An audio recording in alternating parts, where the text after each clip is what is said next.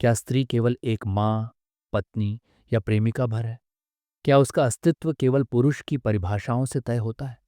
ओशो की यह क्रांतिकारी पुस्तक the book of women in सभी सामाजिक, धार्मिक और मानसिक बंधनों को तोड़ती है और स्त्री को उसकी मौलिकता, स्वतंत्रता और चेतना की ओर ले जाती है। आज हम इस पुस्तक के जरिए जानेंगे स्त्री का असली स्वरूप क्या है, वह कैसे प्रेम करती है, कैसे विद्रोह करती है और कैसे परमात्मा को जान सकती है। अध्याय 1, नारी, परम रहस्य की जीवंत अभिव्यक्ति, ओशो। इस अध्याय की शुरुआत एक बहुत ही साहसी और क्रांतिकारी कथन से करते हैं। वे कहते हैं कि नारी को समझने की जितनी भी कोशिशें इतिहास में हुई हैं, वे सब विफल रही हैं, क्योंकि हर प्रयास पुरुष की आंखों से हुआ है। पुरुष ने स्त्री को देखा है, पर उसकी गहराई में उतरने की बजाय केवल उसकी भूमिका, उसकी उपयोगिता और उसके सौंदर्य तक ही सीमित रहा है।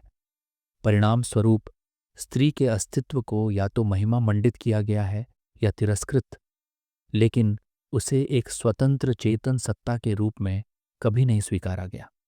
ओशो बार बार यह बात दोहराते हैं कि स्त्री कोई वस्तु नहीं है जिसे समझा या नियंत्रित किया जा सके। वह तो एक रहस्य है, एक ऐसा रहस्य जिसे केवल अनुभव किया जा सकता है, प्रेम किया जा सकता है, लेकिन परिभाषित नहीं किया जा सकता।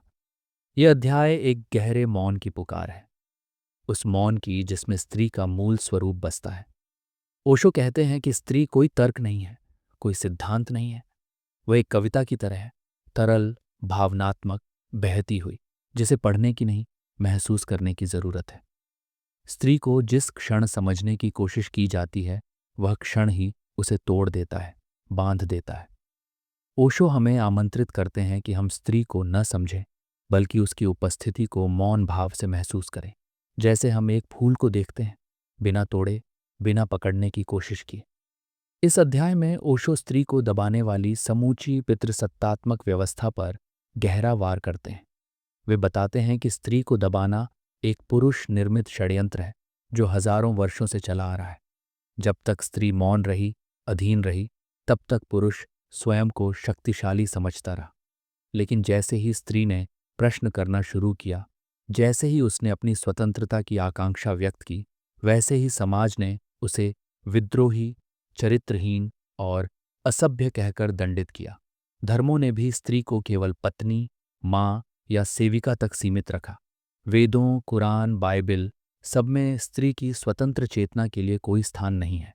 ओशो इसे सांस्कृतिक हिंसा कहते हैं, वह हिंसा जो तलवार से नहीं बल्कि विचारों से की जाती है। ओशो यह भी कहते हैं कि स्त्री की मौलिकता पुरुष से कहीं अधिक गहरी है, क्योंकि वह जन्म देती है, वह सृजन की स्रोत है। पुरुष के पास यह शक्ति नहीं है और यह हीनता उसे भीतर ही भीतर भयभीत करती है। इसी भय से उसने स्त्री को नियंत्रित करने के तरीके खोजे, उसके शरीर को ढका, उसकी यौन इच्छाओं को पाप कहा, उसके मन को भर दिया अपराध बोध से। और धीरे धीरे स्त्री स्वयं यह मानने लगी कि उसका जीवन दूसरों के लिए है, उसकी स्वतंत्रता एक खतरा है और समर्पण ही उसका धर्म है। यह मानसिक गुलामी सबसे भयानक है, क्योंकि अब शोषण बाहरी नहीं, आंतरिक हो गया है। ओशो आगे एक और गहरी बात कहते हैं। वे कहते हैं कि स्त्री की ऊर्जा पुरुष से अधिक भावनात्मक, अधिक ग्रहणशील और अधिक सूक्ष्म होती है। यही कारण है कि वह प्रेम में, समर्पण में और ध्यान में सहज उतर सकती है। पुरुष की ऊर्जा बाहर की ओर प्रवाहित होती है, आक्रमणशील, विश्लेषणात्मक और नियंत्रित करने वाली होती है, जबकि स्त्री की ऊर्जा भीतर की ओर मुड़ती है, आत्मिक, संवेदनशील और स्वाभाविक रूप से मौन प्रिय होती है। इसी वजह से स्त्री के लिए ध्यान कोई तकनीक नहीं, बल्कि उसकी आत्मा का स्वभाव है। वह जब प्रेम करती है तो प्रेम ही उसका ध्यान बन जाता है। जब वह माँ बनती है तो मातृत्व ही उसका साधना बन जाता है। ओशो के अनुसार स्त्री को समाज ने जो सबसे बड़ा धोखा दिया है वह यह कि उसकी स्वतंत्रता को अवज्ञा कहा गया और उसकी मौलिकता को पाप। उसे हमेशा दूसरों की परिभाषाओं में जीने को मजबूर किया गया, कभी देवी बनाकर पूजने की आड़ में, तो कभी दासी बनाकर उपेक्षा की शक्ल में। लेकिन दोनों ही स्थितियां स्त्री को उसके केंद्र से काट देती हैं। ओशो कहते हैं कि देवी भी एक सामाजिक भूमिका है। असली स्वतंत्रता तब आती है जब स्त्री खुद को न देवी माने न दासी। बल्कि एक स्वतंत्र आत्मा माने जो जीवन को अपने ढंग से जीना चाहती है। इस अध्याय के अंत में ओशो एक बहुत ही महत्वपूर्ण सत्य से हमारा सामना कराते हैं। वे कहते हैं कि जब तक स्त्री स्वयं अपनी शक्ति को नहीं पहचानती, तब तक कोई भी उसे मुक्त नहीं कर सकता। पुरुष चाहे 100 क्रांतियां कर ले, लेकिन स्त्री की मुक्ति तब तक संभव नहीं जब तक वह खुद अपने भीतर यह अनुभव न करे कि वह संपूर्ण है, स्वतंत्र है और उसकी चेतना किसी की मोहताज नहीं।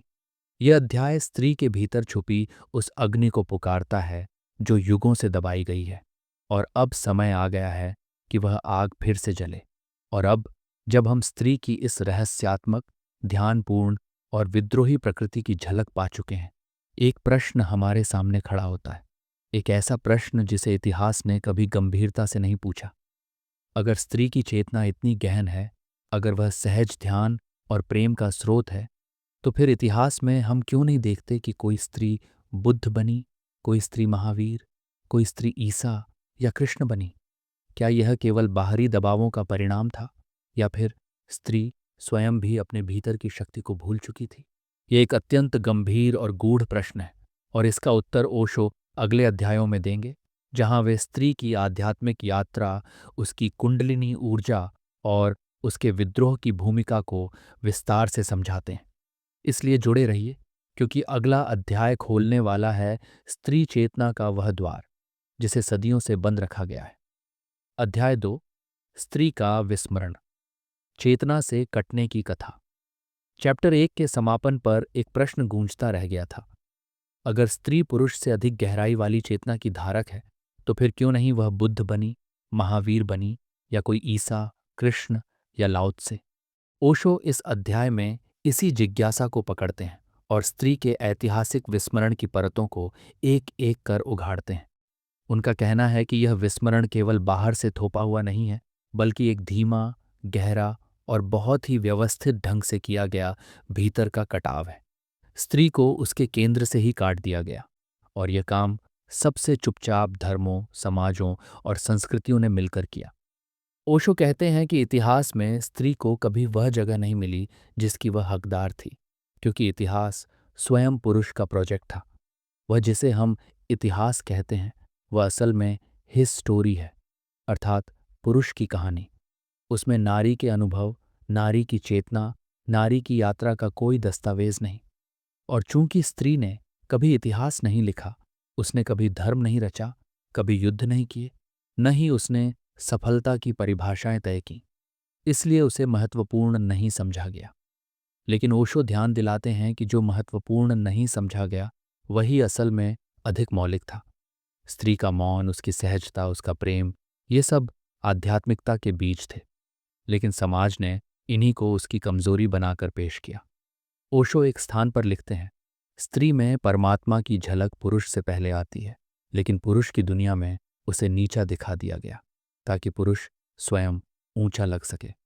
यह अध्याय उन अदृश्य तंत्रों की शिनाख्त करता है जिन्होंने स्त्री को उसके भीतर से खोखला किया।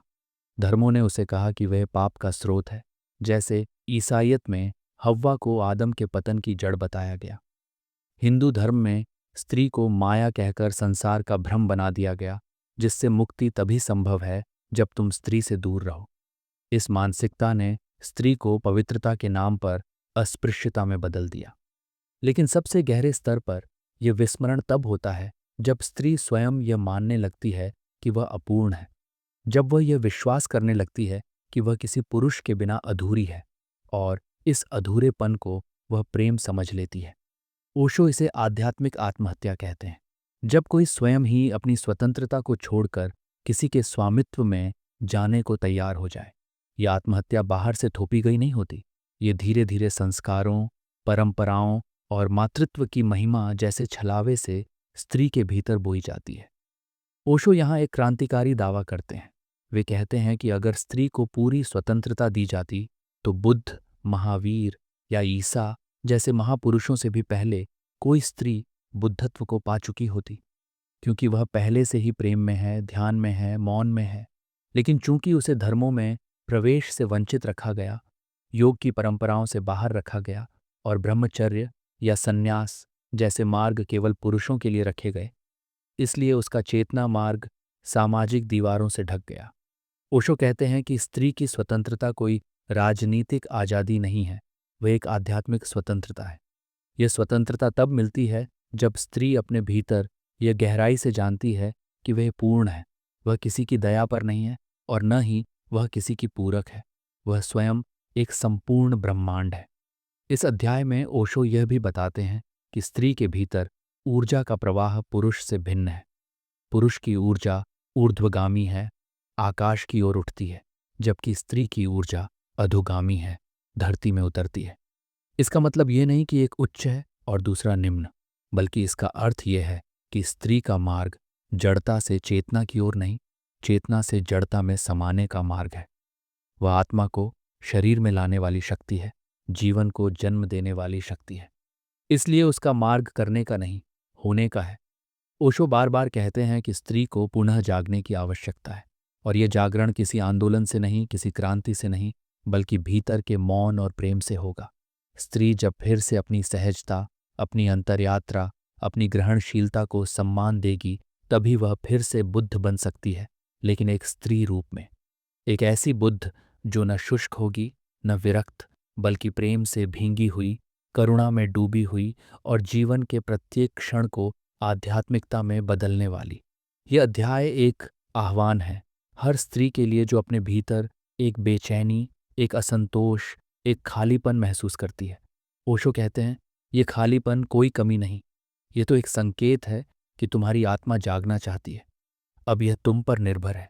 क्या तुम उस आंतरिक पुकार की ओर ध्यान देती हो, या फिर से किसी संबंध, किसी व्यवस्था या किसी धर्म के नियमों में सो जाती हो? अगर स्त्री स्वयं परमात्मा के अधिक निकट है और उसकी ऊर्जा ध्यान की पात्र है, तो फिर पुरुष उससे डरता क्यों है? क्या पुरुष का स्त्री से भय उसके प्रेम का उलटा रूप है, या यह एक गहरी असुरक्षा है जिसे वह छुपाना चाहता है? इसी सवाल का उत्तर हम जानेंगे चैप्टर 3 में, जहां ओशो खोलते हैं पुरुष की उस मनोवैज्ञानिक जड़ता को जो स्त्री की शक्ति से कांप उठती है, और समझाते हैं कि जब तक पुरुष स्त्री को दबाता रहेगा, वह स्वयं भी मुक्त नहीं हो सकता। अध्याय 3, पुरुष का स्त्री से भय, प्रेम का प्रतिबिंब या असुरक्षा की छाया। ओशो इस अध्याय में एक अत्यंत सूक्ष्म लेकिन शक्तिशाली प्रश्न से आरंभ करते हैं। पुरुष स्त्री से इतना डरता क्यों है, जबकि बाह्य रूप से पूरी दुनिया पर उसी का वर्चस्व दिखाई देता है? ये एक सतह से परे जाकर देखने योग्य सत्य है। हम एक ऐसी दुनिया में रहते हैं जिसे बाह्य दृष्टि से पुरुष प्रधान कहा जाता है। विज्ञान, राजनीति, धर्म, यहाँ तक कि अध्यात्म के मंच पर भी पुरुष ही छाया हुआ है। लेकिन ओशो कहते हैं कि यह वर्चस्व एक आंतरिक भय से उपजा हुआ है। यह शक्ति नहीं, बल्कि असुरक्षा का पर्दा है। स्त्री के सामने पुरुष अपने मूल में स्वयं को कमजोर महसूस करता है, और यही उसका सबसे बड़ा संकट है। स्त्री की ऊर्जा प्रकृति के जितनी निकट है, पुरुष उतना ही दूर। स्त्री सहजता से प्रेम में उतर जाती है, समर्पण में पिघल जाती है, जबकि पुरुष के लिए यह एक चुनौती है। ओशो यहाँ स्पष्ट करते हैं कि पुरुष का भय इसलिए नहीं है कि स्त्री बाहरी रूप से शक्तिशाली है, बल्कि इसलिए कि स्त्री भीतर से पूर्ण है। वह किसी को जीतने की आकांक्षा नहीं रखती, वह किसी सिद्धि की प्यास में नहीं भागती, बल्कि वह स्वयं एक सिद्धि है, और यह पूर्णता पुरुष के अहंकार को हिला देती है। ओशो विस्तार से बताते हैं कि स्त्री के साथ जुड़ना पुरुष के लिए अपनी सत्ता खोने जैसा है, क्योंकि वह जहां भी गहराई से प्रेम करता है, वहां वह कंट्रोल नहीं कर सकता। पुरुष की ऊर्जा आधिपत्य की ओर झुकती है, जबकि स्त्री की ऊर्जा समर्पण की ओर। और जब कोई पुरुष किसी स्त्री से प्रेम करता है, तो वह इस समर्पण के सामने स्वयं को नंगा, असहाय और असुरक्षित पाता है। वह स्त्री के प्रेम में डूबने से पहले ही एक रणनीति रच लेता है, कैसे उसे नीचे रखा जाए, कैसे उसे गुलाम बनाया जाए, कैसे उसकी शक्ति को कम करके उसे निर्भर बना दिया जाए। इस भय के मूल में ओशो एक और गूढ़ सत्य को उजागर करते हैं। स्त्री जीवन को जन्म देती है, वह सृष्टि की वाहिका है, और पुरुष इस सृजनात्मक शक्ति से ईर्ष्या करता है, क्योंकि वह स्वयं जीवन नहीं रच सकता। उसकी रचनात्मकता बाहर की वस्तुओं में है, इमारतें, मशीनें, नियम, किताबें। लेकिन स्त्री की रचनात्मकता भीतर है, वह जीवन के गर्भ को ढोती है, और यही पुरुष के भीतर हीनता का बोध जगाता है। ओशो इस असुरक्षा को सामाजिक और धार्मिक स्तरों पर भी दिखाते हैं। पुरुष प्रधान धर्मों ने बार बार स्त्री को पाप का कारण बताया, जैसे ईसाईयत में हव्वा के कारण आदम का स्वर्ग से पतन हुआ। हिंदू धर्म में भी नारी नरक का द्वार है जैसी उक्ति समाज में जहर बनकर फैल गई। बौद्ध धर्म ने स्त्रियों को संघ में प्रवेश से वंचित रखा, क्योंकि उनके अनुसार स्त्री का शरीर ही मुक्ति के मार्ग में बाधा है। ये सब भय का मनोवैज्ञानिक तंत्र है। स्त्री की शक्ति को कमजोर साबित करो ताकि पुरुष खुद को सुरक्षित महसूस कर सके। ओशो कहते हैं ये बहुत बड़ी त्रासदी रही है, क्योंकि इस भय के कारण न केवल स्त्री को अपने अस्तित्व से काटा गया, बल्कि पुरुष भी भीतर से अधूरा रह गया। उसने प्रेम करना सीखा ही नहीं, क्योंकि प्रेम तो आत्मा को नग्न करने की क्रिया है, और वह जो भीतर से ही डरता है वह आत्मा को कैसे नग्न करेगा। लेकिन ओशो का संदेश केवल आलोचना में नहीं, समाधान में भी है। वे कहते हैं पुरुष को स्त्री से डरने की आवश्यकता नहीं है, बल्कि उसे स्त्री की शक्ति को स्वीकार करके उसके साथ मिलकर एक संतुलित चेतना का निर्माण करना है। जब पुरुष प्रेम के सामने समर्पण करना सीखता है तो वह पहली बार स्वयं से जुड़ता है। स्त्री का प्रेम पुरुष के भीतर छुपी हुई चेतना को जागृत करने की कुंजी है, लेकिन केवल तब जब पुरुष उस प्रेम को नियंत्रण की जगह सम्मान और समर्पण के साथ स्वीकार करे। इस अध्याय में ओशो पुरुष को आमंत्रण देते हैं, अपने भीतर की स्त्री ऊर्जा को पहचानो, क्योंकि हर पुरुष के भीतर भी स्त्री है। एक कोमलता, एक करुणा, एक रचनात्मकता। और जब वह उस स्त्री से जुड़ता है तभी वह बाहर की स्त्री को भी समझ सकता है। यह अध्याय केवल स्त्री की मुक्ति की बात नहीं करता, यह पुरुष की मुक्ति की भी घोषणा है, क्योंकि जब तक पुरुष स्त्री को दबाता रहेगा वह स्वयं भी प्रेम और ध्यान की ऊंचाइयों तक नहीं पहुंच सकेगा। क्या स्त्री को केवल पुरुष की मुक्ति का साधन बना दिया गया है, या वह स्वयं भी एक पूर्ण आध्यात्मिक पथ है? क्या प्रेम केवल एक रिलेशनशिप है, या वह स्वयं आत्मा तक पहुंचने का माध्यम है, विशेषकर स्त्री के लिए?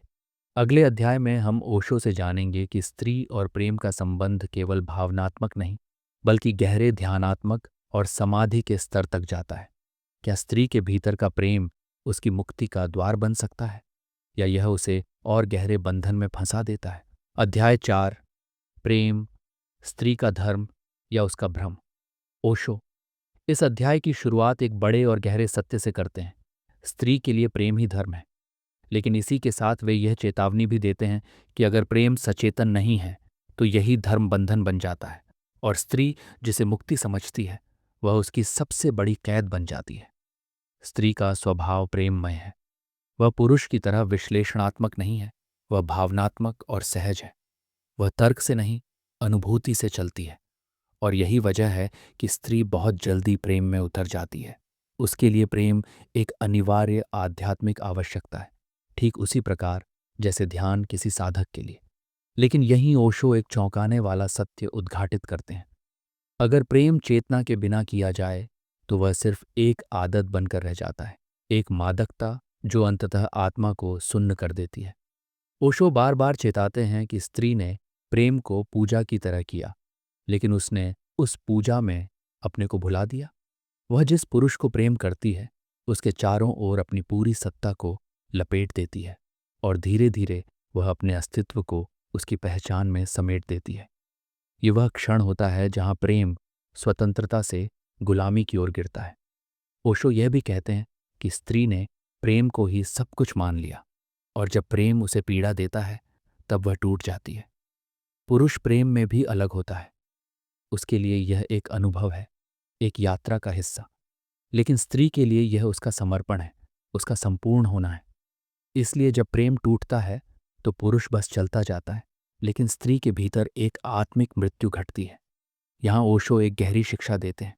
वे कहते हैं कि स्त्री को प्रेम से इनकार नहीं करना चाहिए, बल्कि प्रेम में सजग होना सीखना चाहिए।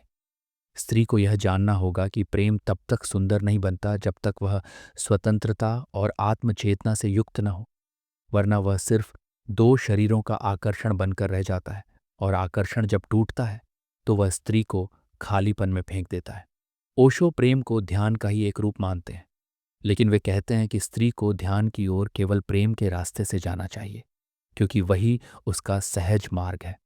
लेकिन प्रेम को ध्यान में रूपांतरित करना एक कला है, और यह तब तक संभव नहीं जब तक स्त्री अपने भीतर की उस भीख मांगने वाली प्रेमिका से ऊपर न उठे और एक चेतन, प्रेम से परिपूर्ण, स्वतंत्र आत्मा न बन जाए। यह अध्याय एक तरह से स्त्री की भीतरी यात्रा का संकेत है। ओशो उसे आमंत्रण देते हैं कि वह प्रेम में डूबे, लेकिन स्वयं को न भूले।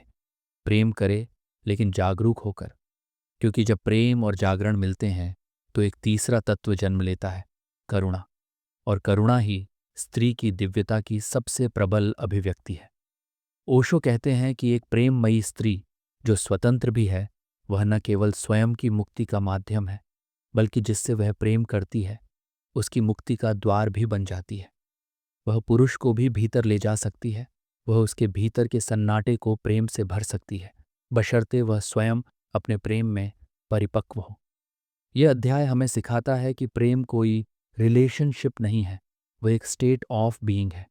और स्त्री अगर इस अवस्था तक पहुंचती है तो वह प्रेम में गिरती नहीं, बल्कि प्रेम में होती है। और यही बीइंग लव की अवस्था ओशो के अनुसार स्त्री की अंतिम पूर्णता है। और अब एक प्रश्न जो आपकी चेतना को गहराई से झकझोर देगा। क्या तुमने कभी प्रेम किया है, या सिर्फ किसी से जुड़े रहने के डर को प्रेम कहा है? क्या प्रेम वास्तव में तुम्हें मुक्त करता है, या वह बस एक संघर्ष और सहन का दूसरा नाम बन गया है? अगले अध्याय में हम जानेंगे कि क्यों ओशो कहते हैं स्त्री जब तक स्वयं को खोज नहीं लेती तब तक वह प्रेम में भी परछाई की तरह जीती है। चैप्टर 5 हमें ले जाएगा आत्म खोज की उस दिशा में जहां स्त्री प्रेम से ध्यान की ओर जाती है और ध्यान से परमात्मा की ओर। अध्याय 5, स्वयं की खोज, स्त्री के अस्तित्व की पुनर्प्राप्ति। ओशो इस अध्याय की शुरुआत एक करुण लेकिन क्रांतिकारी सत्य से करते हैं। स्त्री ने सदा दूसरों के आईनों में खुद को देखा है। वह माँ बनी, पत्नी बनी, प्रेमिका बनी, बेटी बनी, लेकिन कभी यह नहीं पूछा कि मैं कौन हूं। उसकी पूरी पहचान समाज द्वारा दी गई भूमिकाओं पर टिकी रही। और यही सबसे बड़ा आत्मविस्मरण है, जहां व्यक्ति जीता है लेकिन स्वयं के बिना। ओशो कहते हैं कि स्त्री ने दूसरों को प्रेम किया, लेकिन स्वयं को कभी नहीं जाना। उसने दूसरों को समझा, लेकिन अपने भीतर उतरने का अवसर नहीं लिया।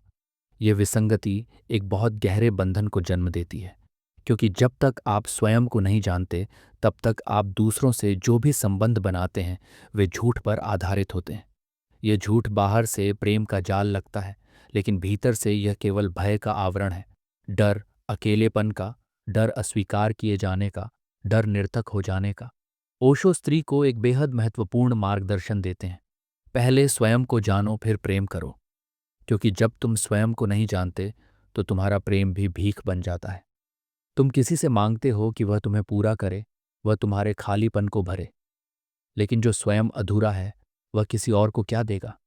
इसलिए ओशो बार बार कहते हैं कि स्त्री को ध्यान की ओर मुड़ना होगा। लेकिन यह ध्यान कोई तपस्वियों का बंधा हुआ अनुशासन नहीं है। यह ध्यान सहज है, स्त्री के स्वभाव के अनुकूल है, क्योंकि स्त्री स्वाभाविक रूप से भीतर की ओर बहने वाली ऊर्जा है। वह बाहरी उपलब्धियों में नहीं, भीतर की परिपूर्णता में जीती है। ओशो यहाँ एक रहस्य को खोलते हैं। जब स्त्री भीतर की यात्रा करती है तो वह केवल खुद को नहीं खोजती, वह पूरे अस्तित्व को पुनः प्राप्त करती है, क्योंकि स्त्री प्रकृति के सबसे निकट है। वह जन्म देती है, वह धारण करती है, वह पोषण करती है। जब वह अपने केंद्र में स्थित होती है तो वही केंद्र पूरे ब्रह्मांड का केंद्र बन जाता है। यह अध्याय हमें सिखाता है कि ध्यान स्त्री के लिए कोई संघर्ष नहीं है, बल्कि प्रेम से ध्यान में उतरना उसके लिए सबसे सहज साधना है। ओशो कहते हैं कि जब स्त्री प्रेम में सजग हो जाती है तो वह ध्यान में परिवर्तित हो जाती है। और यही वह क्षण है जब स्त्री बीइंग लव से ऊपर उठकर बीइंग सचेतना बन जाती है। लेकिन यह यात्रा आसान नहीं है, क्योंकि समाज ने स्त्री को हमेशा बाहरी स्वरूपों में उलझाए रखा। उसे सुंदर दिखने के लिए कहा, उसे अच्छा व्यवहार करने के लिए सिखाया, लेकिन किसी ने नहीं कहा तुम स्वयं को जानो। यह अध्याय उस पुकार की तरह है जो सदियों से दबाई गई स्त्री आत्मा को पहली बार सुनाई देती है, जैसे कोई भीतर से कह रहा हो, तुम वह नहीं हो जो समाज ने कहा, तुम वह हो जो ब्रह्मांड ने रचा। ओशो स्त्री से आग्रह करते हैं कि अब समय आ गया है। वह खुद को माँ बाप पति बच्चे समाज धर्म की नज़रों से नहीं देखे, बल्कि अपनी भीतर की मौन आंखों से देखे। जब यह दृष्टि भीतर की ओर मुड़ती है तो बाहर की सारी परिभाषाएं टूटने लगती हैं और स्त्री पहली बार अपने स्वरूप की झलक पाती है। वह जानती है कि वह सिर्फ शरीर नहीं, वह सिर्फ भावना नहीं, वह साक्षी है, वह चेतना है, वह शुद्ध अस्तित्व है। ये अध्याय केवल स्त्री के लिए नहीं, पुरुषों के लिए भी एक दर्पण है, क्योंकि जब तक स्त्री स्वतंत्र नहीं होती, पुरुष भी आधा अधूरा ही रहता है। ओशो कहते हैं, स्त्री यदि स्वयं को खोज ले तो वह पूरी मानवता को एक नई दिशा दे सकती है, क्योंकि जो स्त्री खुद को जानती है वह किसी पुरुष की दास नहीं बनती, वह उसका दर्पण बनती है, एक ऐसा दर्पण जिसमें पुरुष स्वयं को साफ साफ देख सके। क्या तुम जो भी कर रही हो वह तुम्हारी पसंद है, या सिर्फ वही है जो सदियों से तुमसे अपेक्षित है? क्या तुम्हारा जीवन तुम्हारा है, या किसी और की लिखी स्क्रिप्ट जिसे तुम बस निभा रही हो? अगले अध्याय में ओशो हमें लेकर जाएंगे एक और गहरे सत्य की ओर, जहां स्त्री और पुरुष के बीच संबंध की नई व्याख्या होगी। हम जानेंगे कि जब दोनों आत्मज्ञानी हो जाते हैं तब संबंध कैसे एक बंधन नहीं बल्कि समाधि का मार्ग बन जाता है। अध्याय 6, संबंध, देह का बंधन या चेतना का संगम। ओशो कहते हैं कि युगों से स्त्री और पुरुष संबंधों में बंधे हैं, लेकिन यह संबंध स्वतंत्रता देने के बजाय स्वामित्व का खेल बन गया है। पुरुष ने स्त्री को अपनी संपत्ति समझा और स्त्री ने इस बंधन को प्रेम की व्याख्या मान लिया। यहाँ ओशो एक तीखी लेकिन आवश्यक बात कहते हैं, जहाँ स्वामित्व है वहाँ प्रेम नहीं हो सकता, क्योंकि प्रेम स्वतंत्रता में ही खिलता है। वह बंधन में केवल भय, सुरक्षा और सामाजिक दिखावे का रूप ले लेता है। ओशो इस अध्याय में स्पष्ट करते हैं कि आधुनिक संबंध एक गहरी भ्रांति से जन्मे हैं। स्त्री पुरुष एक दूसरे को पूरक मानने की बजाय एक दूसरे को पूरा करने का माध्यम मान लेते हैं, और यहीं से दुख प्रारंभ होता है, क्योंकि जो स्वयं अधूरा है वह किसी को क्या पूर्ण कर पाएगा। जब प्रेम केवल देह तक सीमित होता है तो वह जल्द ही वासना में ढल जाता है। वासना ओशो के अनुसार ऊर्जा का सबसे निचला रूप है, जबकि प्रेम उस ऊर्जा की उच्चतम परिणति है। वासना उपभोग करती है, प्रेम अर्पित होता है। वासना में तुम दूसरे को इस्तेमाल करते हो, प्रेम में तुम स्वयं को समर्पित करते हो। ओशो कहते हैं कि संबंधों की विफलता की जड़ यही है, हमने प्रेम को वासना के साथ गड्ढमड्ढ कर दिया है। इसलिए हमारा संबंध टूट जाता है जैसे ही शारीरिक आकर्षण कम होता है। लेकिन अगर वही संबंध आत्मा के स्तर पर जुड़ जाए तो न वह समय से प्रभावित होता है, न देह की उम्र से, न सामाजिक मान्यताओं से। यह अध्याय स्त्री के लिए एक विशेष निमंत्रण है। ओशो कहते हैं कि स्त्री के भीतर प्रेम की संभावना पुरुष से कहीं अधिक है। वह प्रेम कर सकती है बिना किसी कारण के, लेकिन जब वह उस प्रेम को पुरुष की अनुमति या स्वीकृति से जोड़ देती है तो वह दासता में बदल जाता है। यहाँ ओशो स्त्री को एक नई दिशा देते हैं, अपने भीतर उस प्रेम को जगाओ जो किसी पर निर्भर नहीं है। जब यह प्रेम भीतर से प्रकट होता है तो फिर संबंध कोई समझौता नहीं, बल्कि दो चेतन आत्माओं का मिलन बन जाता है, जहाँ न कोई मालिक होता है, न कोई गुलाम, न कोई नीचे होता है, न कोई ऊपर। दोनों एक दूसरे के दर्पण बनते हैं, और इसी में संबंध ध्यान का, समाधि का, दिव्यता का रूप ले लेता है। ओशो इस अध्याय में पुरुषों को भी एक चेतावनी देते हैं। तुमने स्त्री को वस्तु समझा, इसलिए तुम कभी उसे जान नहीं पाए। स्त्री को जानने के लिए उसे पाने की कोशिश मत करो, बल्कि उसे समझो, महसूस करो, उसके साथ साक्षी होकर रहो। तभी तुम उस सौंदर्य को देख पाओगे जो प्रेम से जन्म लेता है। ओशो संबंधों को एक प्रयोगशाला की तरह देखते हैं, जहां हम स्वयं को पहचानते हैं, दूसरे के आईने में अपने प्रतिबिंब को देखते हैं। लेकिन अगर यह प्रयोगशाला सिर्फ वासना की धूप में जल रही हो तो वहां कोई सृजन नहीं, केवल जलन, केवल पीड़ा होती है। ओशो के इस अध्याय का सबसे सुंदर बिंदु यह है कि वे संबंधों को खत्म करने की बात नहीं करते, बल्कि उन्हें पुनः पवित्र करने की बात करते हैं। वे कहते हैं, अगर स्त्री और पुरुष दोनों ही सजग हो जाएं तो संबंध नरक नहीं, स्वर्ग का द्वार बन सकते हैं। लेकिन इसके लिए दोनों को अपनी अपनी सत्ता में जागरूक होना होगा। वह नारी जो प्रेम करती है लेकिन दास नहीं बनती, वह पुरुष जो प्रेम करता है लेकिन अधिकार नहीं जताता। क्या तुम्हारे संबंध प्रेम पर आधारित है, या बस डर, सुरक्षा और सामाजिक दिखावे की दीवारों पर टिके? क्या तुम किसी के साथ हो क्योंकि तुम उससे प्रेम करते हो, या इसलिए क्योंकि तुम अकेले होने से डरते हो? अगले अध्याय में ओशो उस पवित्र ऊर्जा की चर्चा करेंगे जो स्त्री की सबसे बड़ी शक्ति है, लेकिन जिसे समाज ने वासना कहकर कुचल दिया। स्त्री की यौन ऊर्जा। चैप्टर 7 में हम जानेंगे कि स्त्री की देह कोई पाप नहीं, बल्कि एक मंदिर है, और उसकी यौनता कोई शर्म नहीं, बल्कि एक द्वार है मुक्ति का। अध्याय 7, यौनता, स्त्री की सृजन शक्ति का पवित्र द्वार। ओशो की यह बात हमें अंदर तक झकझोरती है कि स्त्री की यौन ऊर्जा वह बीज है जिससे पूरा ब्रह्मांड जन्म लेता है। फिर भी समाज ने उसी ऊर्जा को अपवित्र घोषित कर दिया। हजारों वर्षों से स्त्री को यह बताया गया कि उसकी यौन इच्छाएं गलत हैं, उसका कामुक होना अशोभनीय है, उसका सुंदर दिखना, मोहक लगना एक पाप है। पर ओशो पूरी ईमानदारी और करुणा से पूछते हैं, जो तुम्हारे भीतर प्राकृतिक रूप से है, क्या वह गलत हो सकता है? क्या फूल की सुंदरता कोई अपराध है? क्या सुगंध देना इत्र का दोष है? क्या नृत्य करना हवा की चंचलता का पाप है? स्त्री की यौन ऊर्जा ओशो के अनुसार केवल भोग की वस्तु नहीं है, बल्कि वह सृजन की शक्ति है, जो न केवल शिशु को जन्म देती है, बल्कि अगर सही जागरूकता के साथ प्रयोग की जाए तो यह आत्मा का पुनर्जन्म भी दे सकती है। ओशो एक अत्यंत अद्वितीय रहस्य खोलते हैं। यौनता केवल शरीर का क्रियाकलाप नहीं है, बल्कि यह एक आध्यात्मिक पुल है जहां शरीर से चेतना की यात्रा की जा सकती है। लेकिन यह तभी संभव है जब स्त्री अपनी यौन ऊर्जा को दबाए नहीं, बल्कि उसे पूर्ण जागरूकता के साथ अपनाए। दमन से ऊर्जा कुंठित होती है, और कुंठा हमेशा विध्वंस लाती है। ओशो बार बार इस अध्याय में यह समझाते हैं कि जिस यौनता को तुमने कामुकता कहकर नकार दिया है, वह वस्तुतः तुम्हारी प्रथम आध्यात्मिक ऊर्जा है, और स्त्री इस ऊर्जा की संरक्षिका है। स्त्री का यौन अनुभव, ओशो कहते हैं, पुरुष से बहुत भिन्न होता है। जहाँ पुरुष की ऊर्जा केंद्रित होती है, स्त्री की ऊर्जा विस्तृत होती है। जहाँ पुरुष का चरम क्षण थोड़े समय का होता है, स्त्री का चरम कोई अंत नहीं जानता, वह लहरों की तरह लौट लौट कर आता है। इसलिए जब स्त्री अपनी यौन ऊर्जा को पूर्ण सम्मान के साथ जीती है, तो वह केवल एक स्त्री नहीं रह जाती, वह एक मंदिर बन जाती है जहाँ परमात्मा का सृजन होता है। ओशो यहाँ एक अत्यंत कोमल लेकिन तीव्र आलोचना करते हैं। समाज ने स्त्री के शरीर को शर्म से ढक दिया, लेकिन पुरुष की दृष्टि को संस्कार से नहीं बदला। यहीं से संतुलन टूटा, यहीं से स्त्री को वस्तु बनाकर देखा गया। ओशो यह भी कहते हैं कि स्त्री का शरीर केवल उपभोग की वस्तु नहीं, बल्कि एक ऊर्जा केंद्र है, और इस ऊर्जा को जागरूकता से ऊपर उठाना ही तंत्र का मार्ग है। यही कारण है कि तंत्र में स्त्री को देवी कहा गया है, क्योंकि उसका शरीर भोग का माध्यम नहीं, बल्कि मोक्ष का साधन बन सकता है।